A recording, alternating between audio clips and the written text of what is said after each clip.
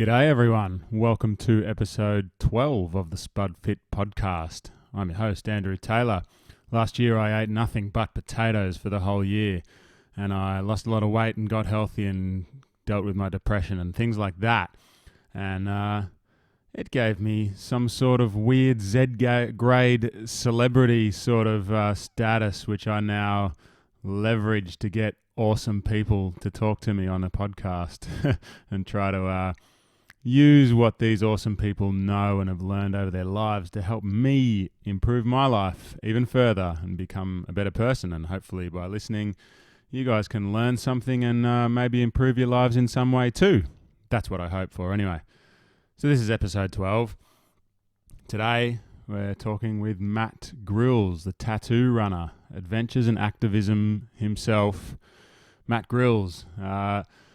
I was lucky recently to be able to do some crewing and pacing of Matt when he took on the Down Under 135, the Southern Hemisphere's most gnarly, grueling, ultra-endurance marathon.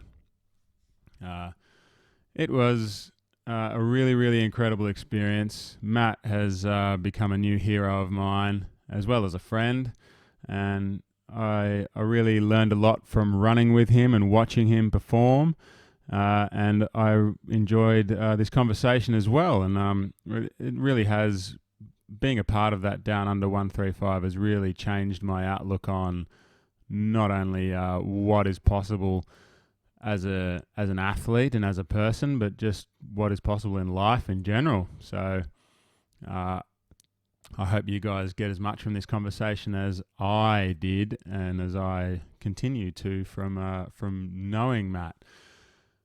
All right, before we get into it though, it's coming into winter in Melbourne, or in Australia, sorry, and it's time to get organised with some warm clothes. My wife's company, The Daiquiri, go to thedaiquiri.com, is sponsoring this show.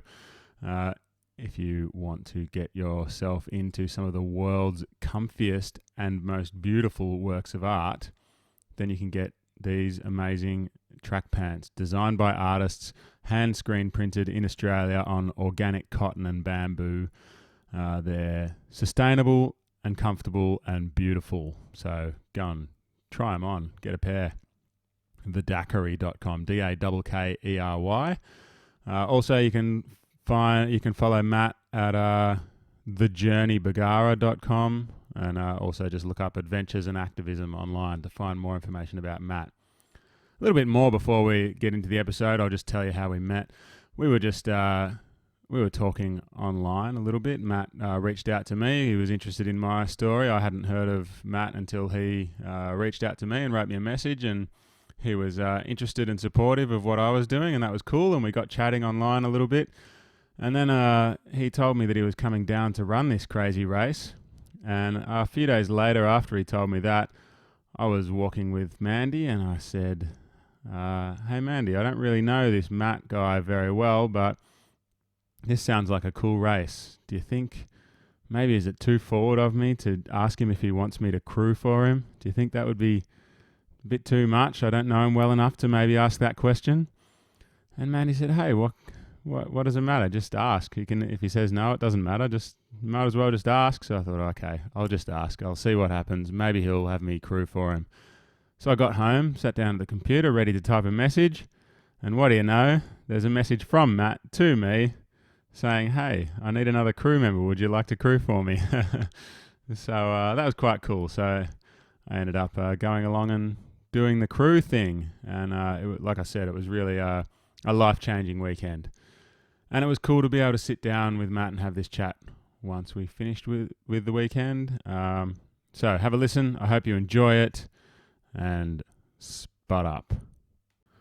I almost forgot to tell you guys that the sound goes a bit weird towards the end here. The last few minutes, I don't know what happened. I'm a total amateur here and I'm doing this all by myself. So I don't know how to fix it either. But we had something went wrong and I don't know what it was. But as a result, the last few minutes sound a bit funny with some high-pitched voices and it's a bit sped up. I apologise for that, but there's nothing I can do about it.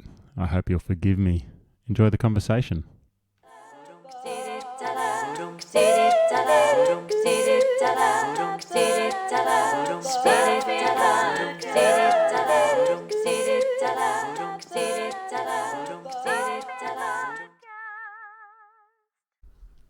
we are. We're doing it. We're doing it. It's happening. So, Matt Grils, welcome to the podcast. Thanks for having me, mate. It was actually, before we start, my first question I ask everyone, who is Matt Grils? It's a complicated question.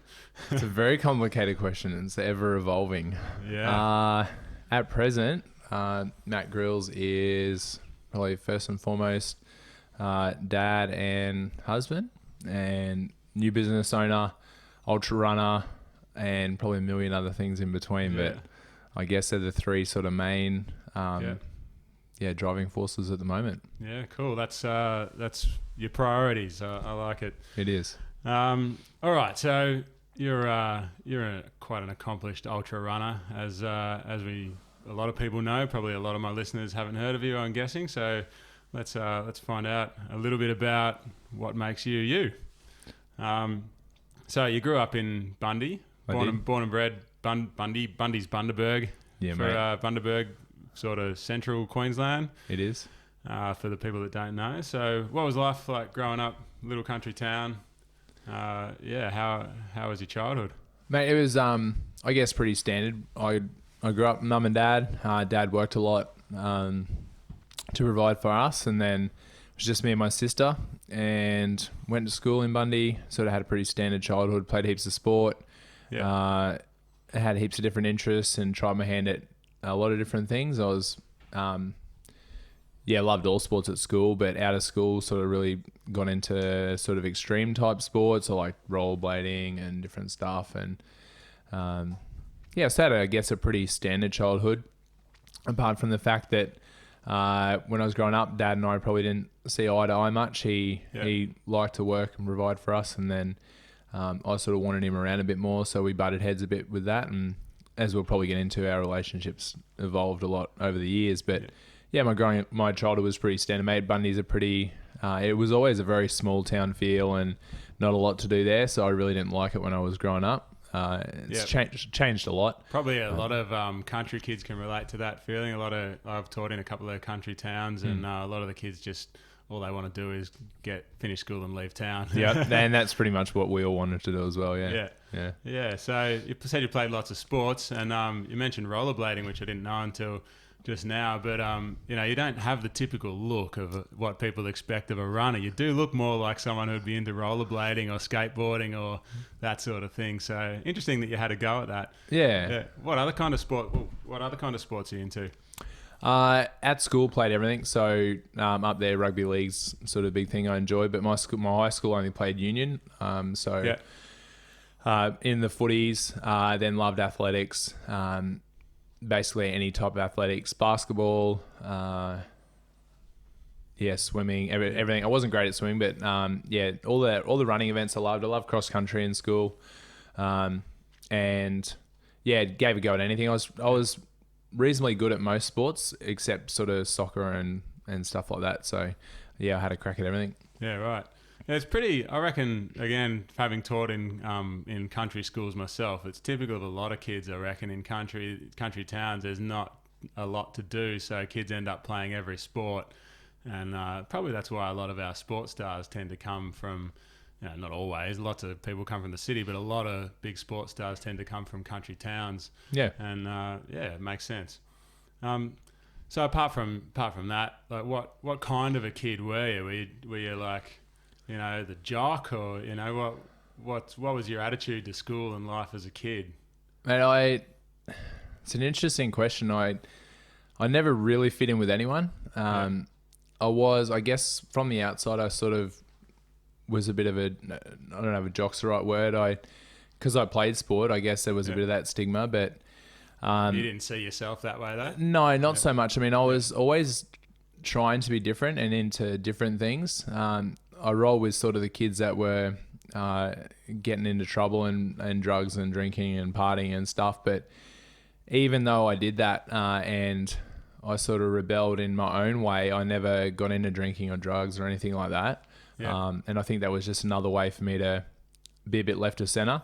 So I was into alternative stuff. I really got into music and punk and sort of grunge type music, and then eventually into hardcore music and stuff. And so music was a big part of when I was growing up as well. Okay. So I didn't really, looking back now, I probably find it's an interesting, as I said, an interesting question of where I actually fit in. I don't know if I really fit in anywhere. It was, sort of a mix of everything. Well, what you said about, trying to be different was, it's interesting to me that that's sort of something that has been a part of you since being a young kid, because you're a pretty different sort of individual now. And, it seems like you've been that way for as long as you can remember, or you just always wanted to do things differently. Yeah. And I don't even know where that stemmed from. Like, even funny things, like I think when I don't have a lot of memories from when I was a kid, but I remember even when I was like in Cub Scouts and stuff and having like pink shoelaces in my shoes and like just weird stuff like that. And I don't know where that come from, whether it was my own form of rebellion, but always wanting to be different. And I can't really answer where that come from. No role models in your life that are like pretty different people as well. It's just no, not really. No, I think because it started from a young age. I mean, as time progressed, probably different musicians and probably played a pretty significant part of my teenage years. But as a young fella, no, not really. I don't know. I just always found myself a little bit different. Oh, cool. Yeah. It's the being different continues, and it's good. It's one of the things I like about you. And about all the people I speak to on this podcast is that I want to speak to people who do things differently and think differently. And, I think that by talking to people that have a different outlook on life, that can help me to improve as a person as well, to just explore other ways of doing things differently. So it's cool. I respect that. So you finished school, went to Finland, another different thing to do. How did that come about, mate? That was basically, as you said, wanting to get out of town. All I wanted to do was leave town, move away, do my own thing. I was a bit of a mummy's boy growing up, and was pretty protected because I spent a lot of time with mum, because as I said, dad worked a lot. But when I finished school, all I wanted to was move away and either move to the city, or I didn't really know, but I had the opportunity to go to do a youth exchange. So I went to Finland for a year, and I really sort of see that as a year that I really developed as a person and as a worldly point of view. I really developed and got a lot of experience. Some not great, some good, but I think they were all beneficial in who I am today. But I sort of feel like that was a time where I really grew as a person and as an adult. I turned 18 while I was overseas. All right. And then when I came back, I like what I like to say, I got my life sorted out. Yeah. But that was a really big development sort of year, and a year, I guess, to be on my own, and not that I was completely fending for myself because I was with a family over there that I lived with for the whole year, but just experienced a lot of different stuff that I hadn't before. Yeah, well, growing up in a little country town, well, not that Bundaberg's a big country town really, but you'd have sort of a blinkered view of the world, I guess, and seeing everything through the eyes of Bundaberg. So to get out of that sort of comfort zone that you grew up in is it's a bold move. And, it was, and even travel, mate. Like, we travelled a bit when I was a kid, but to be able to go overseas and to a country that was completely foreign, like I left Brisbane, it was like in the 30s, and went to Finland, it was minus whatever, and they do the 3 months of darkness and 3 months of light, and even living in that, like completely foreign environment, and it was a great experience. Yeah, cool. And no doubt it had some part in shaping who you are. And just again, that idea of something, again, another theme, I guess, that runs through your life is getting outside the comfort zone. Yeah. And doing things differently, getting outside the comfort zone. I like that. So, so you get back from Finland, and then looking through your website, there's not a lot of information there, but you did talk about touring with music. Yeah. So tell us about that. Yeah, when I was over there, that was interesting how all that happened as well, because I grew up, I forgot to ask, sorry to interrupt, but I forgot to ask you if you speak Finnish. Oh, very little. Yeah? Yeah. I was pretty lazy. Because we've got a girl living with us at the moment who's Finnish. So Yeah, right. Yeah. No, very little. Yeah, okay. And my little boy is 3.5 years old, and he knows more Finnish than me now. Yeah, right. Yeah, that's cool. Yeah, it's a very hard language to learn. But yeah, I was pretty lazy. Most people under the age of 50 speak English, so... Yeah, it was a bit like that in Holland. I lived in Holland for 3 years, and everyone I met wanted to talk English to me.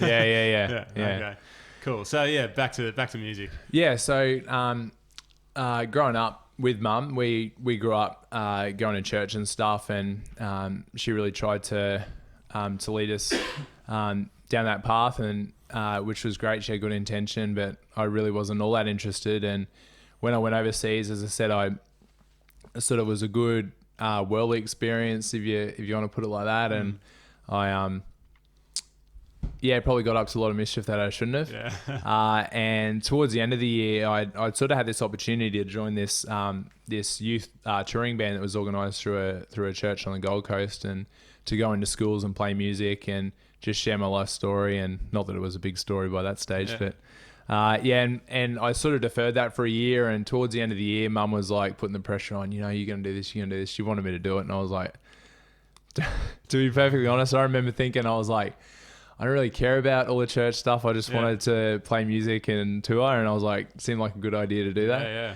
So I come back, probably I didn't have good motivation to join, but I think there was a higher calling and all that, and I came back, and there was a period of a couple of months of training where we learnt songs and music, but also like spiritual development and personal development sort of stuff. And that's where I really got back in connection, or started my real connection with my faith and Christianity, and that journey as well. So I did that. That was for a year. So as I said, toured around and played in high schools, and got billeted out and lived in different houses, and that was all around Australia for a whole year. Yeah, cool. Which was a great experience, and got to chat to some kids and hopefully have a bit of an impact on their lives. And then after that was sort of the start of my sort of... I had bands and stuff in high school, which were just sort of hack cover bands, and but that was sort of the start of a real vision to want to start a real band and tour. And cool. And what did you play?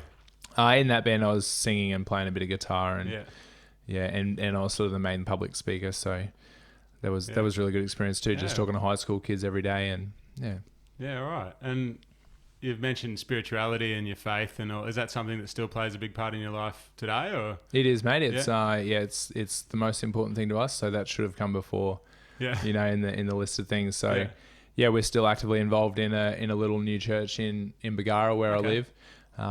And think it's really important especially for my kids and our personal development. And it's been really interesting. Like again, the whole different theme. I definitely have my faith and my beliefs rooted in Christianity, but I love listening to different podcasts and reading different people's philosophies and ideas, and thoughts about life and spiritual things. And so that's been an interesting process, but we're still definitely actively involved, and love contributing in that way, and in any way we can. We still play a little bit of music in our local church. Oh, cool. And, Still the hardcore sort of. No. Very, very mild, mate, and very relaxed. Yeah. What sort of music do you play now? No, it's just at church, mate. So not in any bands anymore. No, I don't have time now. Yeah, fair enough. Yeah. No, it's interesting what you say about just exploring and being open to other faiths and sort of spirituality type of things. Like I'm atheist, but I like listening to your thoughts on spirituality. I like listening to guys like John Joseph talking about his Hare Krishna kind of stuff, and I'm interested in Buddhism, and I think we got a lot to learn from religion, all different types of religions and spirituality and everything. Like we can take bits and pieces from all areas, and that's cool. Yeah, I think the days of, in the end, mate, it's I believe what I believe, but I think most religions and belief structures are based around love, and as long as you have love and tolerance, and I think that's a really important factor in anyone's life, regardless of their religious ideas and beliefs. And well, that's a perfect way to put it. It's all about love, share the love, and let's help make a more peaceful and happier world. And whether you do that through Christianity or Buddhism or Hare Krishna or atheism or whatever it is, it's just, we're all trying to achieve the same thing. So, it's good that we can be open-minded and work together for it. For sure. So after your touring, you got married pretty young, and this is, there's a few themes that I see in your life. There's that doing things differently. There's getting outside your comfort zone, and there's doing things that are against the odds. And this is something for me that is big time against the odds. You got married young, and you're still going. That's an incredible effort. So tell us about that. Yeah, so I actually met my wife through some mutual friends literally when I just got back from overseas, and I just about to start the touring band, and I spoke to her on the phone and met up with her, and our first date was we went to a gig in Brisbane, and we dated that whole year that I toured, and it was pretty rough. Like I probably saw her for a month in the whole year, and so we back in those days, mate, we wrote letters,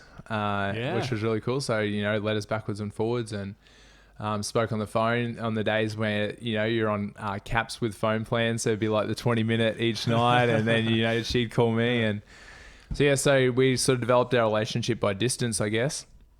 And then when I finished the band, we moved back to Bundy for a little bit, and to be honest, at the start it was a bit tough because we'd gone from not seeing each other to seeing each other all the time, and we worked for a bit and tried to get some money together, and eventually we got married when I was 19 and Tegan was 18, and it's been an interesting relationship in that we've really grown up together. So when we got married, we moved to Brisbane, and I was pretty naive. I'd never been in a real relationship. I've been in plenty of relationships, but teenage relationships. Yeah, plenty of those, but no real relationship where I've had to contribute and stuff. And for the first couple of years, I was a pretty ordinary husband, and doing my band thing. We basically moved to Brisbane because I wanted to start a hardcore band, and I'd just take off on tour and didn't do much. And over the years, I sort of learned that if it's going to work, then I need to pull my weight. So that's been really we've grown up and we've gone through lots of different.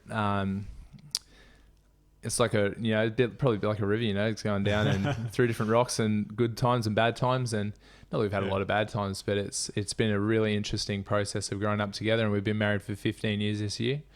So it really has been a growing experience together. Yeah. I like that you say you're growing up together because that's what it is. I'm sure it's 15 years later. You're both very different people than you were when you got married. Yeah. But you're still, you're growing up together, and still finding ways to make it work. Yeah. It's funny. Some people sort of see us now, and I look the way I look. Tegan she used to look a lot different, but now she's a hairdresser, and and we sort of look quite different. But I couldn't imagine life without her now. Like 15 years is a long time to spend with someone, and we've really grown a close bond, and you do life together, and to try and imagine doing it without her, especially with our kids and that now, it's hard to imagine. So although we might not be into exactly the same things or look the same, it's really worked well, and we've always made it work, and it takes hard work, but that's what it's all about. Yeah, it's about a lot more, I think, than what your interests are or how you look or any of that. Those are superficial things. To me, it's about if you share the same sort of core values and your same beliefs, and that's not like necessarily spiritual beliefs, just beliefs about how people should be treated, how you should treat each other, what sort of upbringing you want your kids to have, all these sorts of things. If you share that sort of core beliefs, then things can work out. I'm sure you probably couldn't have done, what you've done in ultra running, for example, without support from your wife. So she's a very tolerant lady. I look back on some of the things that I've sort of not put her through, but some of the stuff that I've done, and I can take a bit of a world view on it now. And she's been really tolerant and understanding. And my personality is very, I have these big ideas, and most of the time she just spends shaking her head and here we go again. But yeah, she's been super tolerant and understanding and supportive, and especially as you said with the running, and like it's a big commitment, and she's been really great through all that. But skipping ahead a little bit, but that's right. Yeah, no, I can relate to all that. As when beginning of last year or end of 2015, when I went to my wife and said, "Hey, I'm going to eat nothing but potatoes for a year." She said, "Oh yeah, okay, no worries." Easy, no worries. Do what you got to do. That's right. Yeah. That's all good. So then on to the police force. It's I was a surprise to me when I read about that, because it's again, you don't look like the typical cop, do you? And it's I guess it's my own fault. Like, I shouldn't be judging a book by its cover, but it's hard not to, isn't it? Yeah, that's right. So I don't look at someone like you and I don't, you think, probably pretty hardcore kind of personality, which you obviously are in some ways, but probably into partying and drugs or whatever. Not necessarily drugs, but just a bit of a wild man. And it's not the everyone judges people. Of course, you can't help it. But the last thing I would have picked was that you would have been a cop. Anyway, put it that way. So so how's that?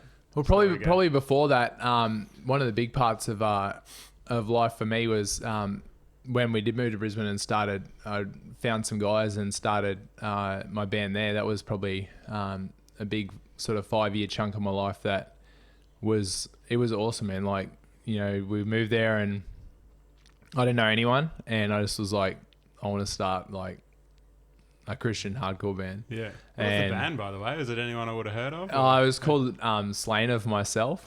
So so you probably wouldn't have heard us, but we're like super heavy, and we just paid. We didn't play like any like Christian shows or anything like that. It wasn't what it was about. We played in pubs and with all different bands, and it's funny, I look back now because we play with bands like Parkway Drive and Amity Affliction. Oh, really? Wow. That like are massive bands now. Yeah, I know those guys. Yeah. So when we first started, like, we were playing with Amity Affliction a bit in Brizzy and the hardcore scene there, and Parkway used to come up from Byron, and so we played, like, we were playing around the time those guys all started. Yeah, unreal. Which was cool, and we did that for 5 years, and then sort of towards the end, I'd done a few jobs, and so I wouldn't call dead end jobs, but jobs where I was easy to tour and practice till 2 a.m. and not have to, just factory top jobs and whatever. And I decided that I sort of wanted to get a career. Originally, I'd applied for the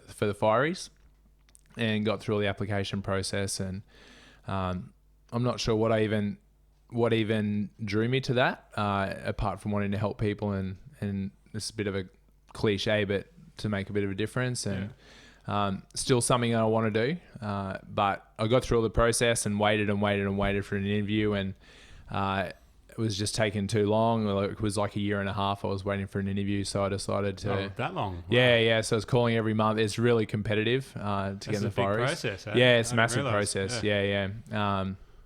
And just had enough of waiting and basically decided to apply for the police. And again, I don't really know where that came from, apart from the same reasons as the Fireys.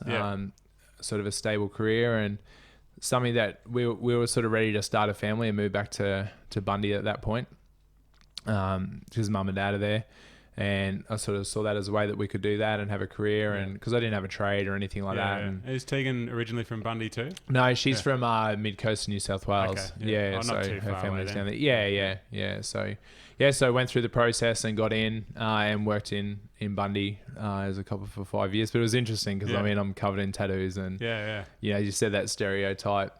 Well, you're interesting. You're the stereotype of what the cops are usually chasing. Exactly right. Yeah. And I mean, that's followed me even now.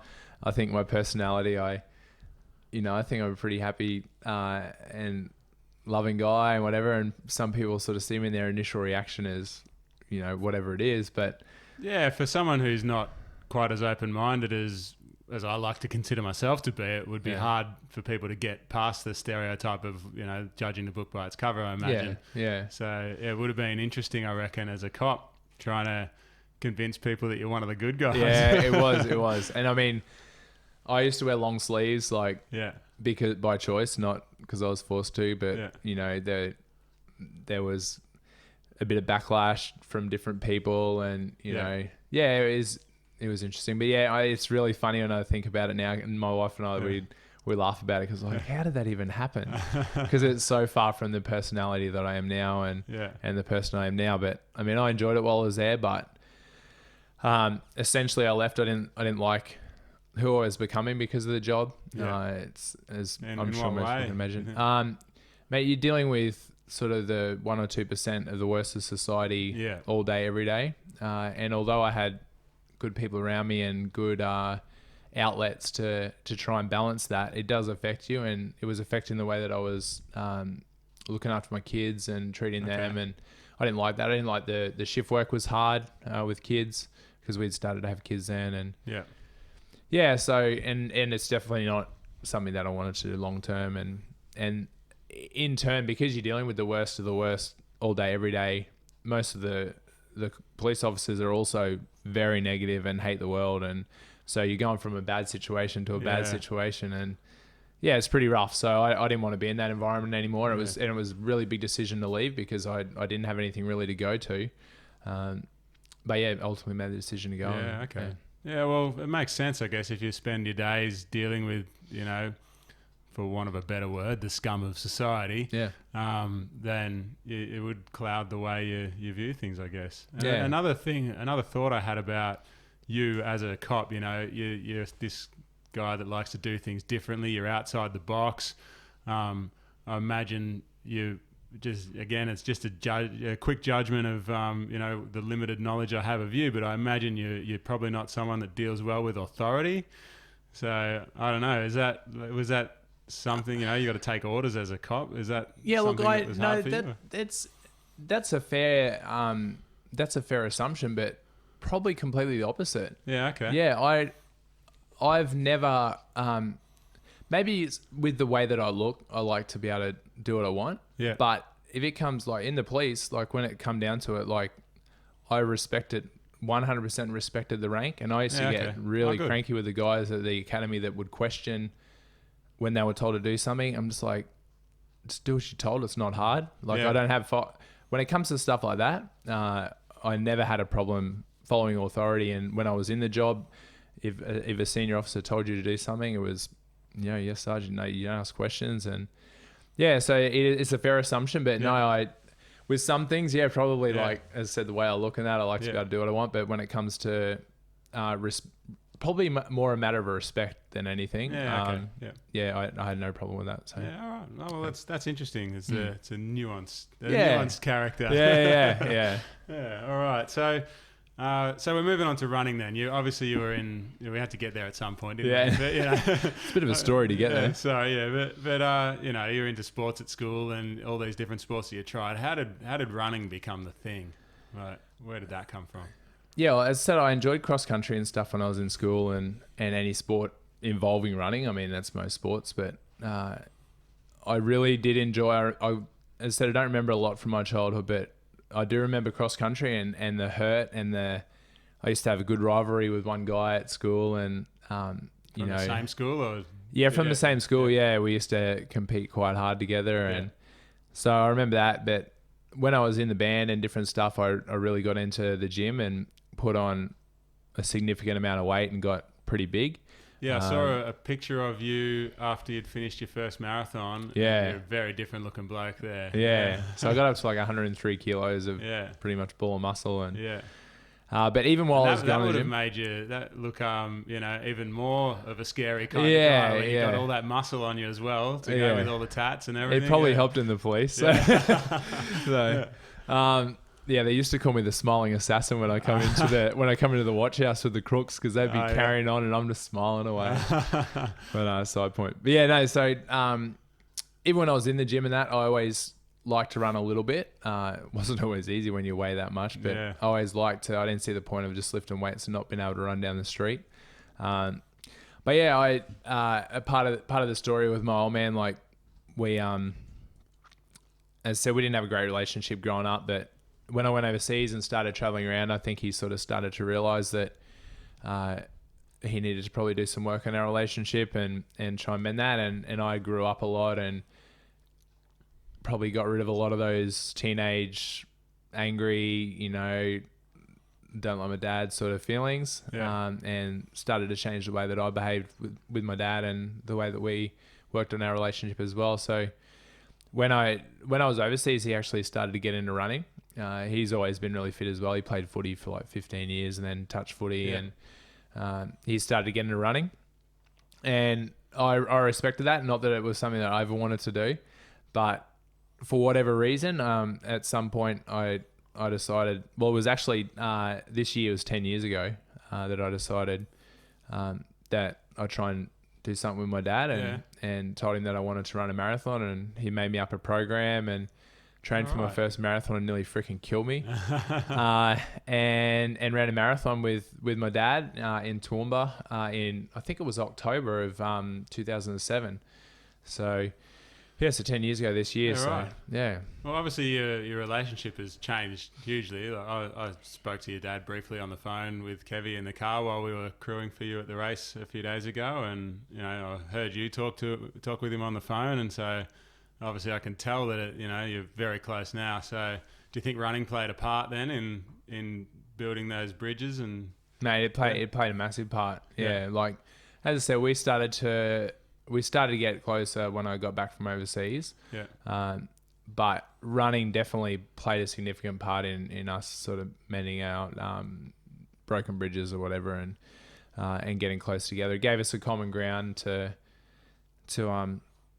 build off, I guess. And when you're running, we used to train even when I was in Brisbane, but particularly when I went home, we trained a fair bit together. And you just get to talk when you run, when you're running for a long time. And so we spent a lot of time just chatting, and really formed a good relationship off the back of running. Yeah, that's good.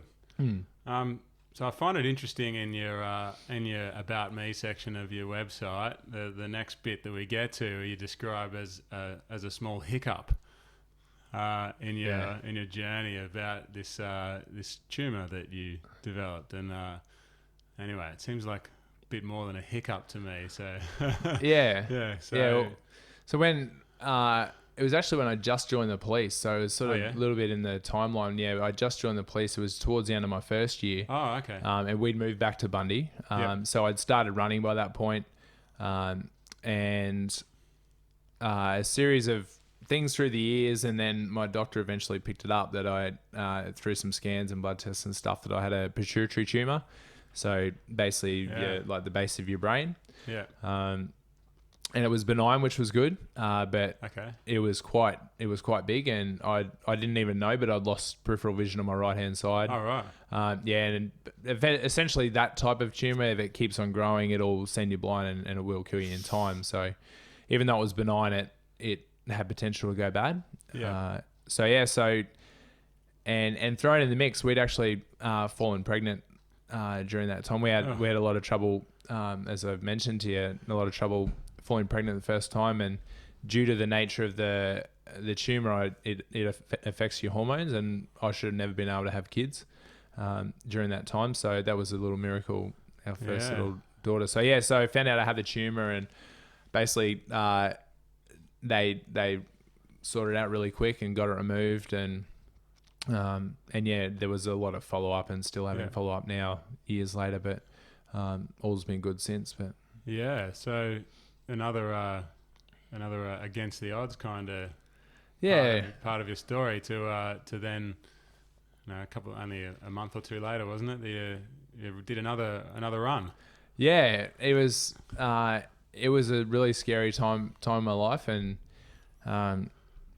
it was major surgery, obviously, brain surgery, and seeing. What was there like a risk of things going really bad, or? Yeah, I mean the neurosurgeon I got warned about before I went and saw him, and he's one of the best in the country. But basically walked in and he's like, "Yep, we're gonna do this. We're gonna take it out. You can die. You can be permanently brain damaged." And I'm just like, spun out. Yeah. So I mean, there's an element of risk with any surgery near your brain, obviously, and the risk of things going wrong afterwards with like you can get leakage from your brain and all this weird stuff. But jeez. Yeah, so it was scary. But we, Dad and I, previous to that, Dad had prostate cancer, and we wanted to do a fundraising run to raise awareness and funds for prostate cancer. Yeah. And we'd planned this run where we're going to run from Bundy to Brisbane and back, like in a tag team kind of thing. And that was it was only about 6 months after I had surgery. That soon? Yeah. Wow. So I ran a half marathon. I think it was 3 months after, which probably wasn't the smartest thing I've ever done. But I think in hindsight, it was probably good to have that goal to work towards, because the recovery was pretty slow going. Like I remember I was in intensive care, and then when I went to the ward, they're like, "All right, you can start doing something." And I literally could walk around the ward, which was probably 50 meters. And I remember getting back to my bed and I was like just wrecked. And each day I was like, twice a day I'd do 1 lap, and then I'd do 2 laps, and then I'd do 3 laps. And so it was good to have a goal to work towards. And to go from that to a half marathon in a couple of months is so it probably wasn't the best idea. But it probably goes with the personality. Yeah, well, it's you've done many more insane things since then. So yeah. Well, I guess it's just the way you roll, eh? Yeah, mate. Yeah. So that was my little hiccup. Yeah. Did that change your outlook on life at all then, or did it change the way you think about anything? Like, yeah. Look, I never really put 2 and 2 together, and Tegan's always been the one that has sort of pegged this as sort of a bit of a turning point. But it was at that point that I really started to look at, I guess, health and my long-term wellness. I don't think it was really a specific catalyst, but maybe it was just like a thing in the background that just planted a seed. Yeah, mate. Yeah. So it was. I'd read previously when I started to get into running about vegetarianism and even vegan runners and stuff, and that was like so far from where I was, because when I was lifting weights, when I was like 4 dozen eggs a week, massive amounts of meat and dairy, and eat everything in sight. But then when I started to get into running, I was reading this stuff, and it wasn't an instant thing, but I started to look more into that. Started to dabble with dropping meat out of my diet, out of my lifestyle my eating was pretty easy for me, even though I used to eat a lot of it. So I sort of started to look at long-term health and optimal performance and recovery for long distance running.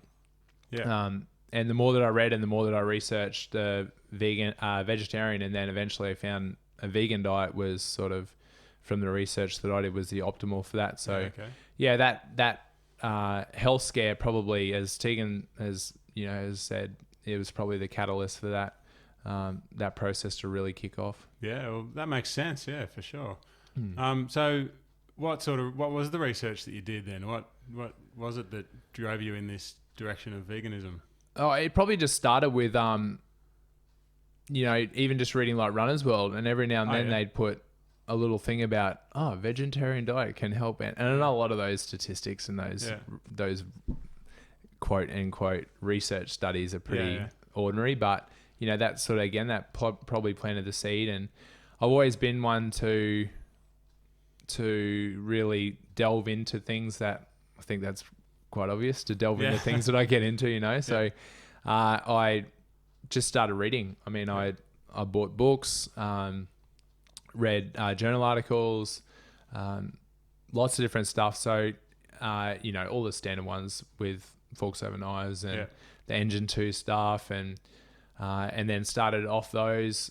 Even when I started listening to podcasts, hearing different people speak, and then buying their books and stuff that they recommend. So really just buying books, reading, research, podcasts, different guests on those, and self-experimentation. So so when I turned 30, I'd been leading up to it over a couple of years, but I decided that I'd officially cut meat out of my diet. Okay. And then when I turned 31, I went vegan, and that took a little bit of time. So it's only been a few years then. Yeah, so I've been vegan for 4 years this year. Okay. And yeah, so you'd been running ultras before you went vegan, or? So I found out about ultramarathons through a lot of people have probably read the book Ultra Marathon Man by Dean Karnazes. Yeah, I've read it. Yeah, so that was really the catalyst for me. Like I'm a slow reader, and I read that book in 2 days, man. It just blew my mind. I remember just reading it, just laughing and going to Dad, I'm like, you have to read this book. This guy's insane. He's nuts, Yeah. So that was really, and then again, my personality, I said to Dad, I'm like, we gotta run some of these trail ultra marathons. And, I was a little bit the same when I read it. I was like, oh, I've got to go running. I went running, but I was too heavy, and I just hurt myself, and that was the end of it. But Yeah, I mean, I was heavy too, not probably in a different way to that you were. Yeah. And it definitely wasn't easy running long distances at the start. Like when we did the run to Brisbane and back, I was still a big unit then. Like I was still about 100 kilos. Yeah, right. So it definitely wasn't easy at the start. What do you weigh now then? Low 80s. Okay. As I said to you in the, still want to drop a bit of weight yet because I'm quite solid for a runner. Yeah, you're bigger than probably the biggest runner that was there at the weekend. Yeah. And I mean, that's probably, it's interesting because that can work as an advantage, but a disadvantage as well. Yeah, there's probably a couple of thoughts on it. Ultramarathon runners generally carry a little bit more weight because of the amount of time that they're exerting energy. But carrying fuel.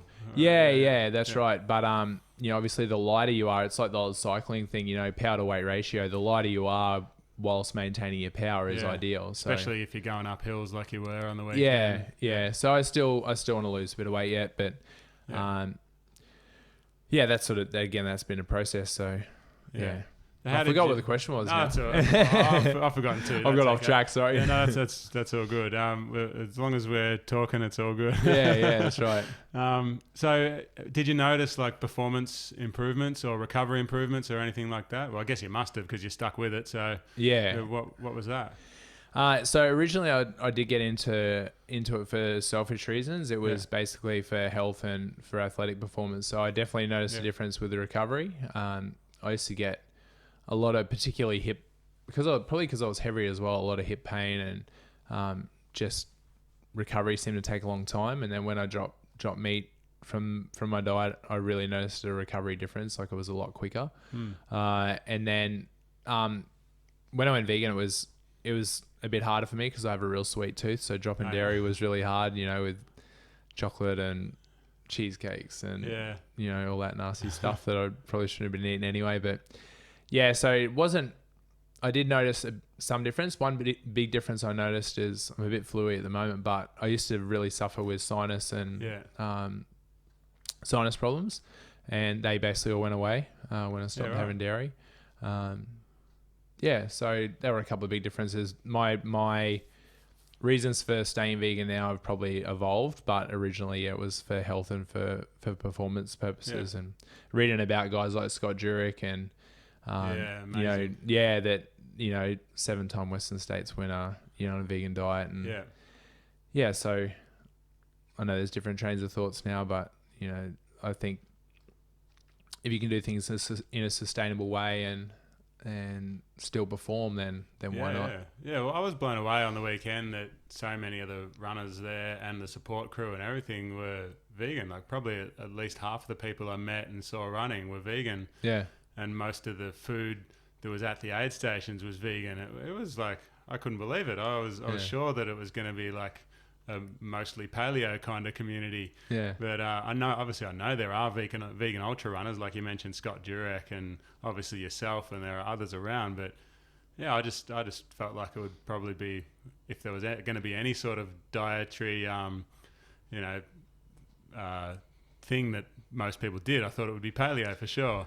Yeah, and I guess there are interesting. paleo people, but I couldn't believe that there was so many vegans there. That was cool. Yeah, the whole high fat thing and paleo and whatever, it's got a bit of momentum at the moment in the ultra running community with, burning fat over carbs and, again, there's a whole heap of science on that and without going too much into that. But for whatever reason, in the ultra marathon community and trail running community there, veganism is a big thing. And I'm not sure what that reason is, whether it's like a nature thing or, trying to do what we can to preserve the world we live in and ourselves. And it's probably a performance thing as well, that they have seen these studies and that, especially with the whole inflammation thing, meat and dairy being so acidic, and ultramarathon running, obviously you have to train a lot, and to be able to train, you want to be able to recover quickly.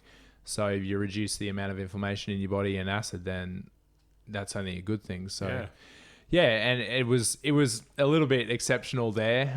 As I said to you before, you probably saw a bit of an extreme in a lot of regards at the race that you came out to, but it was an extreme event. It was an extreme event, in distance, in terrain, and also a couple of the guys that organised the race are vegan. Yeah. And one of the dudes that won, he's predominantly raw, which is really cool. Like it's not that we ever seek validation because it's not about that, but it's just good to know that it can be done. It can be done, and also that it can make a difference to other people as well, and they recognise it, and well, back to the idea of burning fat over carbs and whatever. As far as I know, correct me if I'm wrong, but we don't have to get stuck in the science and everything, but it's more about the way you train rather than, if you're training in the right zone, like they call it zone 2, as far as, like I've heard Rich Roll talk about training in zone 2, and that if you can do that and train your body to burn fat that way, it's more about that rather than just eating lots of fat to burn fat. Am I right? So without getting bogged down in the science, where Rich probably is coming from, the zone training, it is used a little bit in running, but it's more probably a triathlete type mentality with heart rate training and stuff. But basically what he's getting at is you're training at a heart rate that's not anaerobic as opposed to aerobic training. So as long as you're, in running, a basic way to talk about it is conversational pace. So you can run and hold a conversation. So you're not spiking your heart rate. You're running at a pace that is maintainable for a long time. And I definitely utilize that in training. Because I train so early in the morning, I never eat before I train. So your body is naturally adapting to burning fat anyway. So I completely agree that you don't have to eat saturated fat to burn fat. Your body, when you're doing high intensity exercise for a long time, your body's burning fat. It's burning, obviously there's a combination of everything, but your brain and your body functions primarily on glycogen. So you need to be getting carbohydrates and, to keep your brain functioning, your body functioning. So it's a heavy topic, and look, if you look at the best runners in the world, they're subsiding on grains, whole grains, and carbohydrates. So go look at the Kenyans. That's exactly right. It's rice, sweet potatoes, funnily enough, some vegetables, and what meat they do eat. It's very, very small percentage of their diet. And whether that's by necessity or by choice, I don't think it really matters. They're the best runners in the world, and that's what they're eating. That's it. So obviously it can be done. And it can be done at an elite level, more importantly. Exactly. So if you can do it, then why not? That's right. So anyway, we got off track a bit. I wanted to talk about the Run Man Run. To Brisbane. We sort of talked about it a little bit, but this big run that you did for prostate cancer with your dad, how did that go? It was fantastic. We we came up with the idea that we wanted to do something big and try and help out, and that's what we came up with. So Bundy to Brisbane and back, we decided to do town to town, and we did the first 5 kilometers and the last 5 kilometers together each day, and then whatever was in the middle we split. So we did it over, I think it was 17 days. I can't quite remember now, but we ended up running just over 500 kilometers each in that time. It's amazing. And it was a really good experience. It was tough. Worst time, my wife was, I think she was 8 months pregnant. Oh. So it was rough times for her. Yeah. Was she support crew as well? She was, Wow. But it was, being that pregnant begrudgingly a lot of the time, she got pretty crook while we were away, and it was really hard for her. And definitely wasn't the best timing, but yeah, we managed to raise, I think it ended up being around 25,000. Right. And it was hard going, mate. We had no corporate sponsors or anything. Like, we were selling raffle tickets at one of the local pubs, and so. But it was a great experience and something I always remember that I did with my old man, and it was still going. Yeah, it's another there's another theme. I'm picking up on all these themes, but you tried to get into the fireys to, you said you wanted to try to make a difference, make the world a better place. Same thing, joining the cops, and now you don't have those things in your life, but you're finding other ways to try to make the world a better place. So is that something that keeps on going, or? It is, man, and even more so now. Like I'm sure we'll get into this as well, but we've recently just opened a new little cafe in Bargara near Bundy, and I love the whole cafe scene and the process of making coffee and that side of things. But to me, for me and my staff, the most important thing to us is to try and help people to leave feeling better than they arrived, and it sounds a bit cheesy, but I really, it's great. Yeah, but I really treasure and I try and emphasize to my staff that, we're in such a unique situation where we can spend a minute to 5 minutes, 10 minutes, 20 minutes, or some customers stay for hours each day with the same people and really impact their life in a tangible way. Like, some of those people would probably see us more than they see their families, and to try and make a difference in their life in a positive way, whether that's through running or health or just being an ear to listen. It's always sort of been a theme through my life, from, the touring band to now. But I think even more now, it's really become a passion and something that I really want to make important in my life. Yeah, it's awesome. I've since doing my potato thing, I've sort of got something in the back of my mind that maybe I'd like to have my own place where I could serve people potatoes. I'd come and buy potatoes from you, mate. Yeah, well, I haven't been to your cafe, but I've seen photos, and it looks like, you said some people hang around for hours. I reckon if I lived nearby, I'd be one of them. It looks like a nice place. So, yeah, just a little aside, but go and check it out if you're listening. Have a look online, and especially if you're in Bargara or Bundaberg, go and say good day. Yeah. All right, so the Run Man Run happens. That seems like that's your first real ultra sort of. Yeah, we done one, but I think we did one before that. But that was that was the big sort of first thing. Yeah. So was that something that did something click in your brain doing that, and think, I wonder how far I could go, or like, how was that? Yeah, I mean that's the endless pursuit. Yeah. How far can you go, and what kind of events can you do? So. Yeah, that really was a bit of a catalyst to, I just started researching races, and there were nowhere near as many races then as there are now, but started researching where races were. There was a good series on the Sunshine Coast for different distances, and just starting to enter them and learn about training, learn about the best type of training that worked for me, and just starting to enter events. So a lot of them we did as a family, like my family and mum and dad and a couple other close friends. We go away to different races all around Australia, and but that was probably the catalyst to kicking off the ultra expedition, if you will, of how far can we go? You've done heaps of events since then, but it's a huge thing to just commit to running 100 miles or 135 miles or whatever it is over any sort of terrain. Is there? You mentioned Dean Karnazes and you mentioned Scott Jurek. Is there anyone like sort of closer to you that maybe had some sort of influence on your heading that way in life? Did you know someone that had done that sort of thing, or? No, I didn't, and that was probably one of the lures, of not knowing if I could do it personally. and not knowing anyone that had done it, apart from people that had read about and found out about.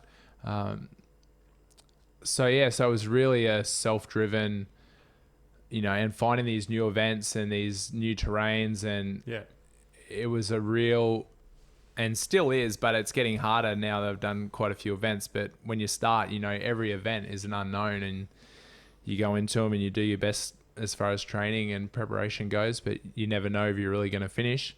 So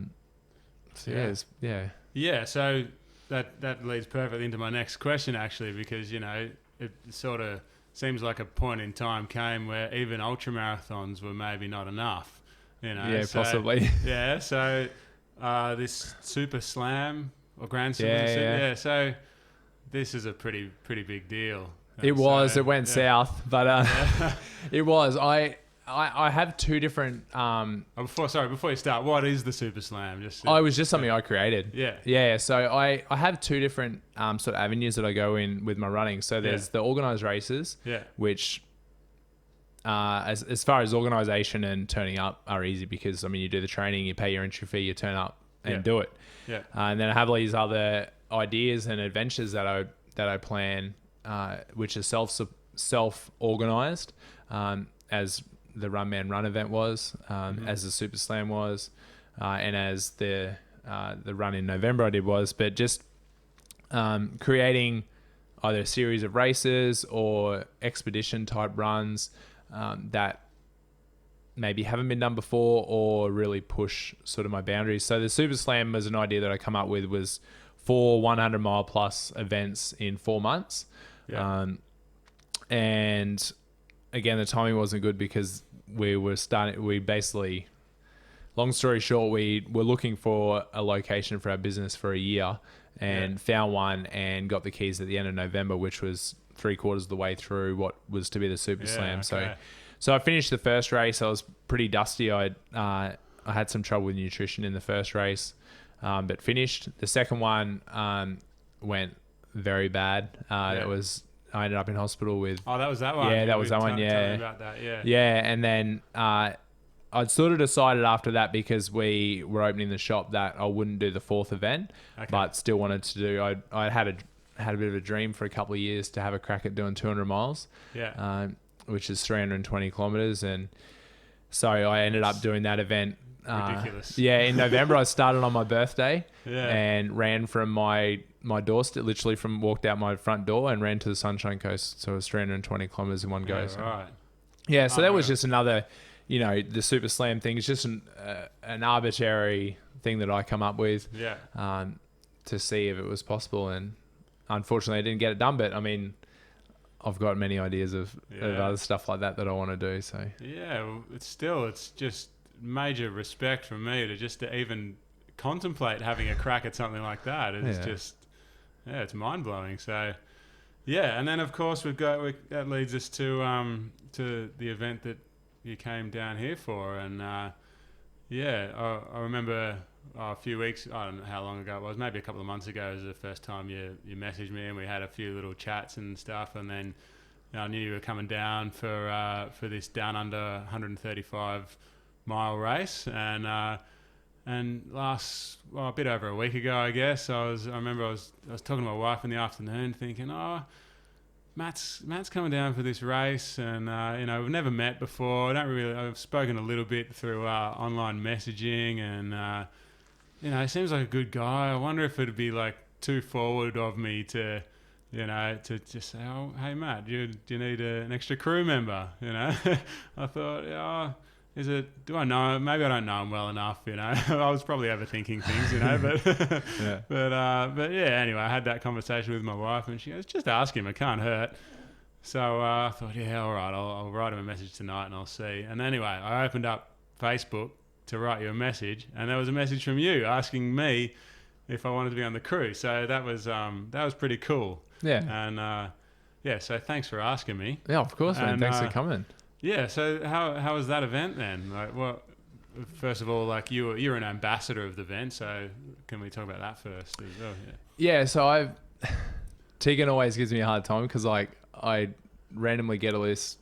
I get free kits sometimes, and different opportunities come up, and just like, how do you get all this stuff? I'm like, I got a little saying that I have in life is like, don't ask, don't get. Yeah. So when I found out about this event, I it seemed like a crazy, good thing that I'd be interested in. So I messaged the boys and said, have you thought about having an ambassador for the race? Basically, it's like an ambassador is like somebody they use as for promotion and to talk about the race and get the word out and whatever. And they said that they hadn't, but they'd have a meeting about it and have it because there's four guys that organise the race. And they come back and said that they'd be keen for me to do it. So I got the opportunity to come down. They flew me down to to do a photo shoot and some video and stuff on the course. Some amazing photos I've seen. There was, mate. Yeah. And that tied in with there's a new magazine out in Australia in hard copy now called Trail Run Magazine, which is fantastic. Everyone should check out. Yeah, I looked at the website. Yeah. But, I haven't actually seen the magazine itself, but I'll definitely get a copy. Yeah, so they did a really great article about me in there, which was pretty mind-blowing, and got to do the photo shoot. And that was all like I think it was October, and then we found out about the shop in late November and got the keys. And remember in December, my wife sort of saying, I don't know if you should be doing this event. It's a lot of commitment for when you got so much else going on. And I'm always never one to shy away from a challenge. So I decided to keep doing it. I'd already committed as the ambassador and did what training I could. Came down with my mate Kevy from up in Bagara and made contact with you, and you graciously said yes to helping me out and gave it a chop. So. Yeah, and it was. So what was the event then? Like it was a crazy event to me. It was. Look, it's they wanted to basically create the hardest running event in Australia, and I really personally believe I've done quite a few challenging and hard events in Australia, and I believe that's the one.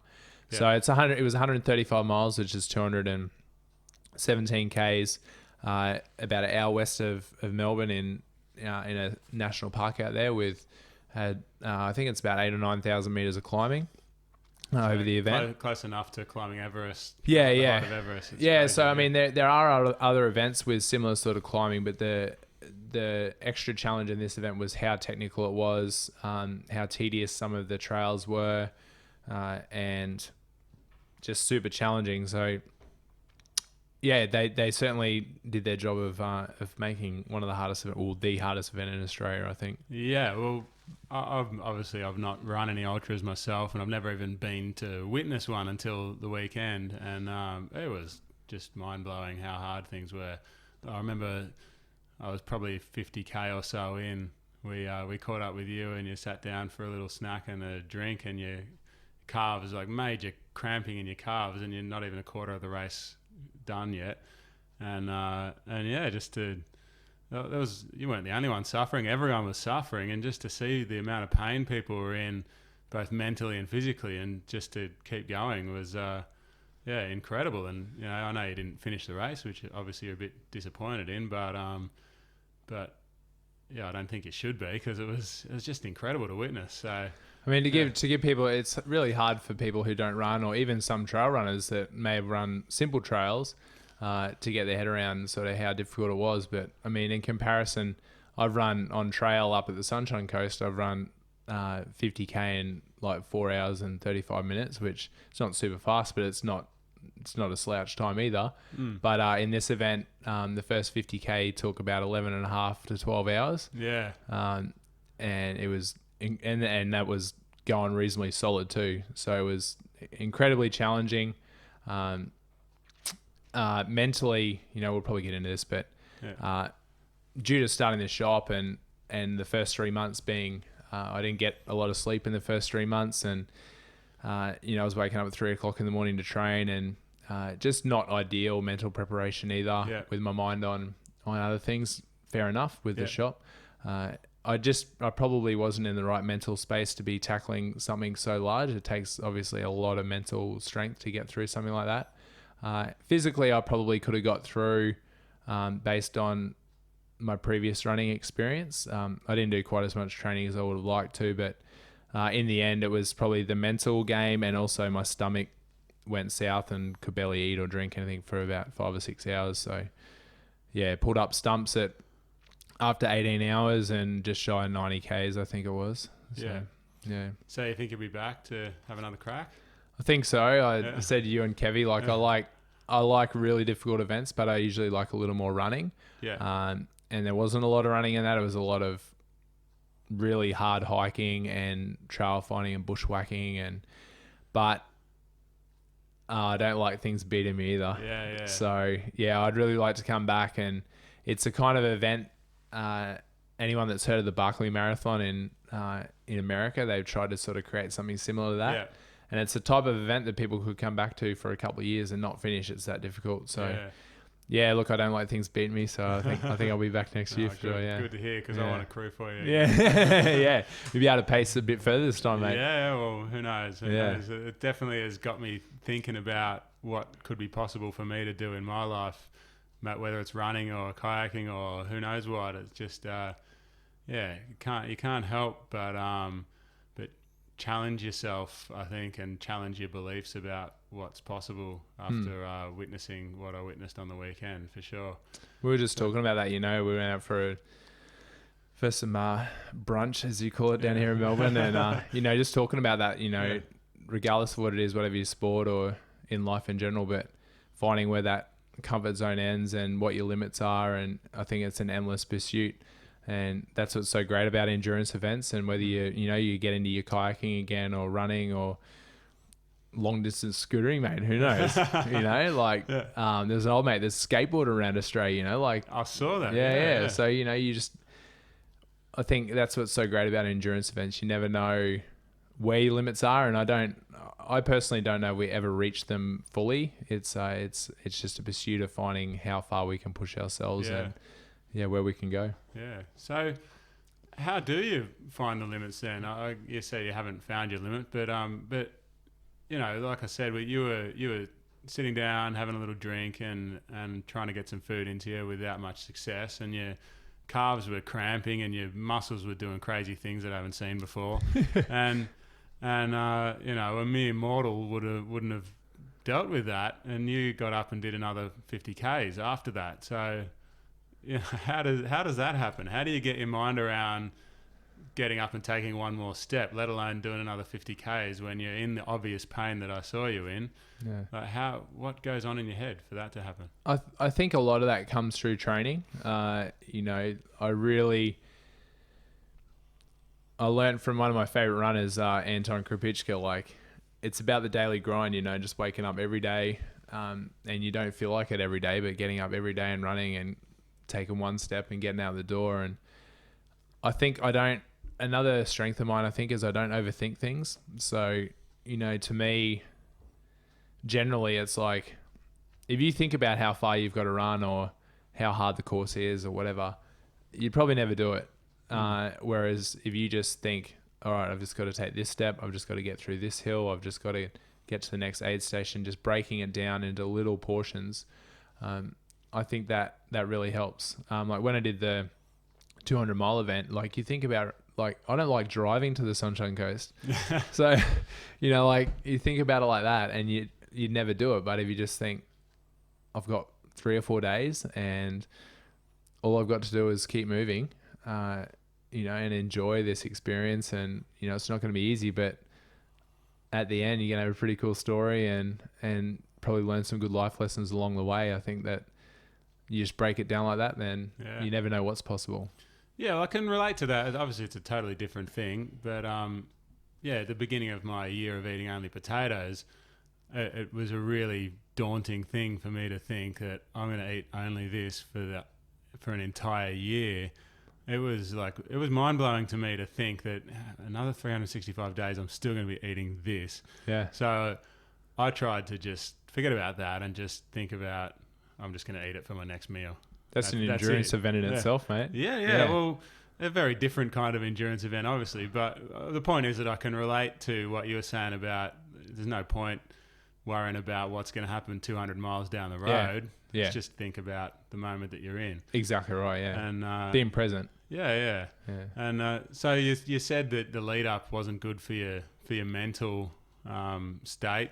leading into this race with, you know, so much else going on in your life. So did that affect your ability to be present in the moment during the race, do you think? Yeah, look, I probably in hindsight, in a little while, I'll be able to put my finger on a little bit more. But, you know, I rang my wife and got a bit emotional, and I didn't really even know, and I still probably don't really even know what was wrong, but I just... Yeah, it's still pretty fresh. Like like physically it was hard, but I was, you know, I was going all right and moving quite well, but just mentally, I just my head wasn't in the right place that it should have been. And you've got to be, you know, if it's your first 5K or it's your first 135-mile event, your head's got to be 100% in the game. And as I said, that comes over a series of months leading up to an event, training, focusing on what you've got to do, visualization, meditation, thinking about, you know, the job at hand. And because I've had so much on the go with starting a new business, I didn't give that the attention it deserved.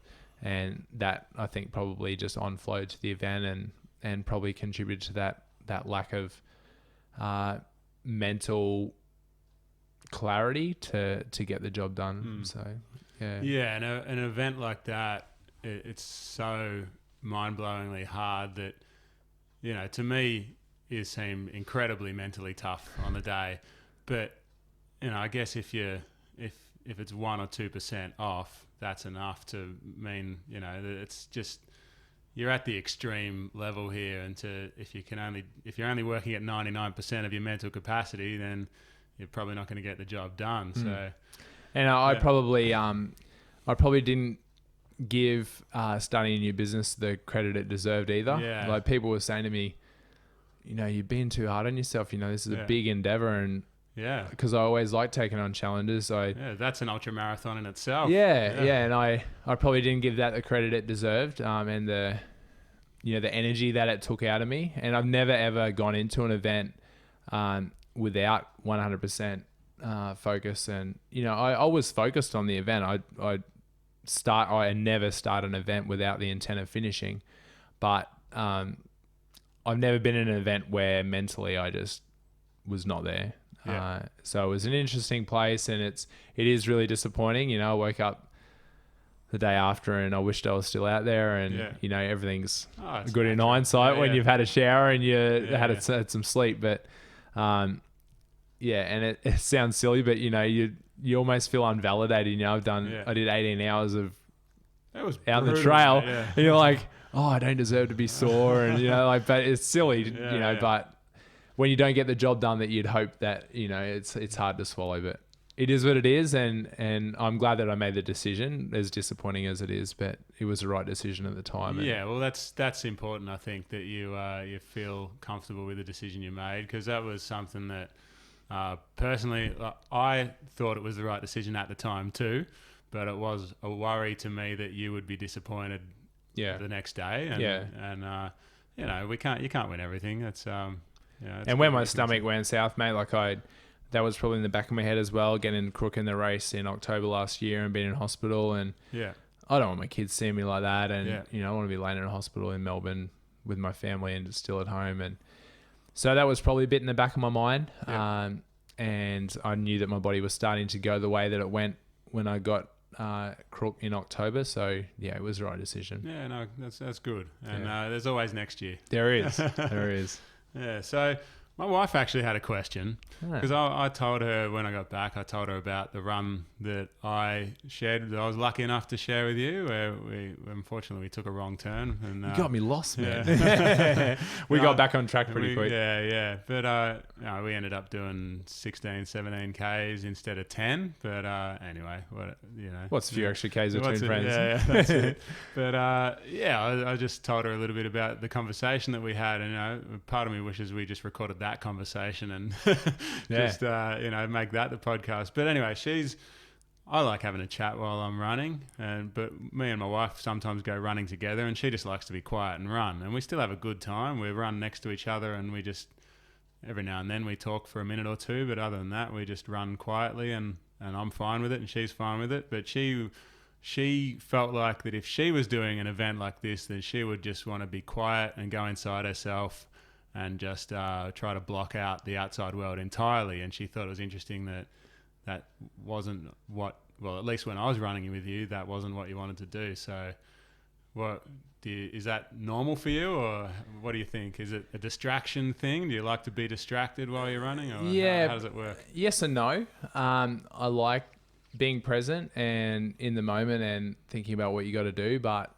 if you got company, potential, I had a 48-hour cutoff. It's a long time to be in your own head. Yeah. So, when you can have paces and friends nearby or other competitors, I love to have, I love to hear about people and what they're up to and stories. And it definitely helps the time pass. You run with a friend, it seems way quicker than, running on your own. So, yeah, I love conversation. And usually, I don't know what it is, but running seems to bring a vulnerability about people. And some of the best conversations I've had are on runs. And, I've had friends that have started crying when we've been running. And, it's a real, I think, emotion opener, if you will, and brings out some really good conversations. So, I love chatting when I run. Definitely. Yeah, it's interesting because Mandy's the most talkative person I know. But when we run, no talking. Yeah, right. And there were other people out there, I don't know if they were like that the whole way during the event, but there was a few blokes that when they came in to the aid stations, they'd just nod or maybe say hi, and that's it. And eat some food, sit in silence for a few minutes, and then off they go.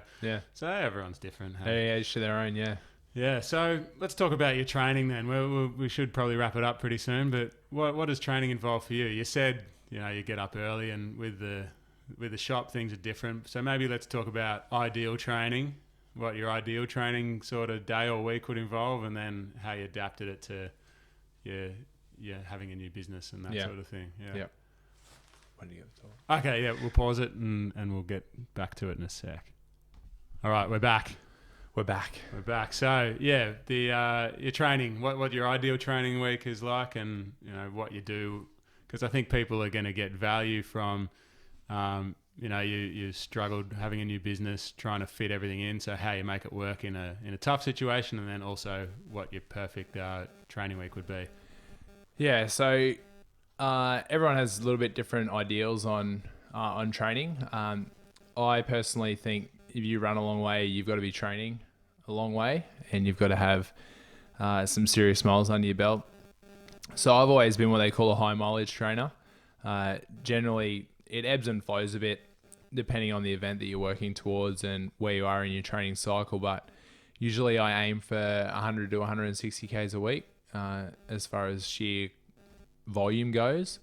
And then I mix it up with a little bit of different training because the town that I'm... We've dropped out. Hang on. Sorry. Stop being... Hang on. The sound's dropped out. I think we're back. I don't know what's happening here. Can you hear me? Yeah, we're back. Are we back? Yep. Sorry, listeners. Did we get all that previous stuff? No, we did. Just right when cool. I said, Yeah, right. Good. Yeah, so just a bit of cross-training stuff as well. Like, I think we literally live in one of the flattest towns in Australia, which is interesting when I do mountain events, and we also have no trails, which is also interesting when I do trail events. Yeah. So I've got a few different training techniques that I was going to say, how do you deal with that? Yeah, so I try and get to the trails when I can, and I go to the sunny coast from time to time and train with friends. But I've got a big SUV car tire that I drag around. I've got this step machine that I get on. So that's to simulate going uphill? Yeah, just make things a bit tougher. And, the step machine is definitely a similar action to climbing steep hills. Yep. And then get down on the road. A new thing I've started doing is a lot of the beaches in Bundy are rock. So I get down on the rocks and try and move as quickly as I can. Just try and mix things up a little bit. So that's sort of ideal. My base sort of training, just maintaining, is usually around 100K a week. And then, as I said, with the cycles, getting close to an event, I try and push it up to around 160K a week. But with opening the shop, mate, it's been hard. I've been opening each day, and we open at 6, so I'm in the shop at 5:30. So that means generally 3 o'clock wake ups, and trying to squeeze in an hour and a half before quickly showering and getting to the shop. And then long runs on my days off. So, and then some doubles as well. So I'll do some of that cross training in the afternoons, but I really try and get things done early. I've always, since I've got into running, because it is a time intensive sport, I'd always try and minimize the time impact on my family. So I try and get the training done before they wake up, or the majority of it anyway. and then having the afternoons with them, and even if it's a bit of cross training, they get involved sometimes, and so I drag the tire around and they come with me, and that's good. Yeah, and it's good a good example for the kids as well. Yeah, it's funny at the moment because I said the other day, I'm like, I wonder if they think that I've stopped running because I go so early now. Oh, yeah. They used to see me at least come home, but now I sort of get home, shower, and leave before they get up. Yeah. So I don't know if they still think I run or not. Yeah. All right. So that pretty much does it. But I wondered if you wanted to talk about any future plans you might have, or. Oh man, I've got so many future plans. I've got lots of different, as I said, projects that I want to do. Unfortunately, a lot of it comes down to not the time thing's not such a big deal at the moment because I do have my own business and I can probably work that a little bit, but a lot of it does come down to expense. So I've got a lot of events. I want to do some races in the States, and there's some really great events over there, and I just want to go and cruise around Boulder and run in the mountains over there, and I'd love to go and do that and do some races over there. And then there's also some self-powered adventures that I want to do. A dream that I've had for 3 or 4 years is I want to have a crack at breaking the record, running from the westernmost to the easternmost point of Australia. That sounds insane. Yeah, so it's just over 4,000 Ks, and it works. The record I think is basically got to be doing about 100K a day for a month and a half. So that's taken. I think I'm getting to the point where, as a runner, I'm nearly ready to tackle that. So maybe in the next couple of years. But again, it's an expense thing. But I think with something like that, I might be able to get on some sponsors and stuff maybe. And so really just that's as far I'll as provide the spuds, mate. Yeah, mate. Yeah. So that's as far as running events go. I'm, as I alluded to earlier, my plant-based vegan journey has sort of evolved a little bit now to more being focused on the environmental impacts and ethical treatment of animals, and trying to be the best vegan advocate I can in my community, and through my running. It's a good platform to speak about that sort of stuff and show what can be done, as a lot of my role models have. A couple of which you've had on the podcast. So that's that. And then just the day-to-day, mate, like to me, the day-to-day grind is the most important thing. Training as I can, being the best dad and husband I can, and being the best human I can, and treating people above and beyond what I would like people to treat me, and trying to make each day better than the one before. So that's perfect, mate, and that's a good way to finish it. But before we do, I've got one more question without notice. But anyway, someone like me, last year was the year of Spuds for me. I'm Spud fit though. This year's the year of fit, right? I want to try to be seriously fit, or as fit as I can be by the end of the year. So, if you got a little 1 or 2 sentences that you can offer me to help me on my way, or to help anyone listening on their way towards getting fitter, and consistency is a massive thing, and doing something every day. So the old saying, Rome wasn't built in a day, and it's the exact same with fitness and an endurance space. Do something every day, and those little somethings will build into big somethings, and those big somethings will build into who knows what. All right, perfect. Yeah. It's been an honor to sit down with you and talk, just like it was an honor to run with you and crew for you over the weekend. And so thank you. And like I've said about lots of my guests, is I want to talk with people and learn from people that do things differently and are not afraid to challenge the status quo. And I think that spending time with people like that can help me to grow and learn as a person. And you're definitely a fit the bill for that. And you've taught me a lot, and I've learned a lot about myself. And so thank you, mate. I thank you. I really appreciate you coming out and giving up your weekend, and your wife letting you come out, and giving up your weekend that you could have spent with her to come out and run around the bush with me. And I really appreciate it, Matt, and I hope we can keep in touch. And we got some, we've spoken about some cool adventures and ideas, and anything I can do to help up my way, just let me know. So cool. Same goes, mate. Yeah, thanks, mate. All right, well, thank you, and Spud up. Spud up. Well,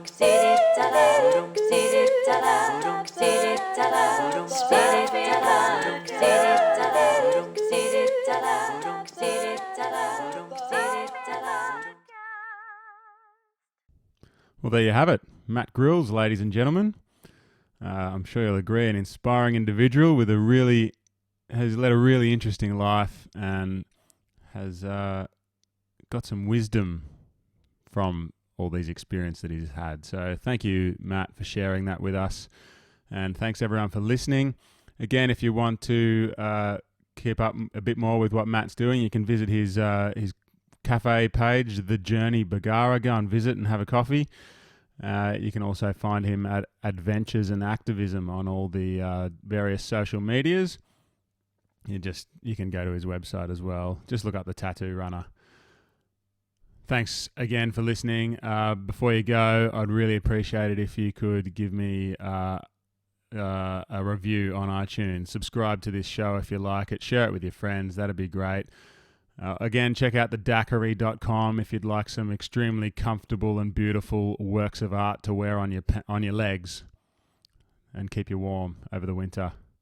Check out my book, Spud, the DIY Spud Fit Challenge, available on Amazon and also available through my website, spudfit.com. I think that's it from me. Why don't you guys go out and go running and reevaluate what's possible? Spud up, everyone.